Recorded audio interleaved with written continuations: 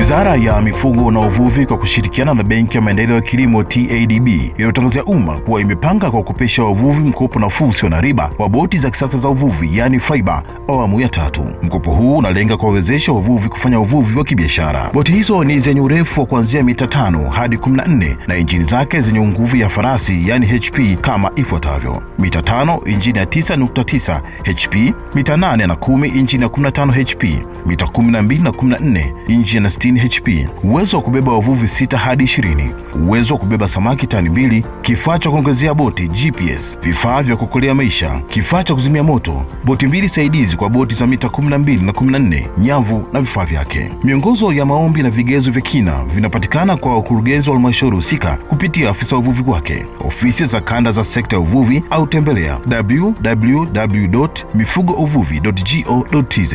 Wananchi walio tayari kukopa wawasilishe maombi yao Wizara ya Mifugo na Uvuvi kupitia kwa mkurugenzi mtendaji wa halmashauri husika. Maombi hayo yawasilishwe kabla ya tarehe 16 mwezi Januari mwaka 2026 kupitia anwani ifuatayo: Katibu Mkuu, Wizara ya Mifugo na Uvuvi, Sanduku la Posta 2847, Mji wa Serikali Mtumba, jijini Dodoma. Au unaweza kupiga simu kwa kuanza na alama kujumlisha 255 26 23 22 61 3 na barua pepe ps@mlf.go.tz.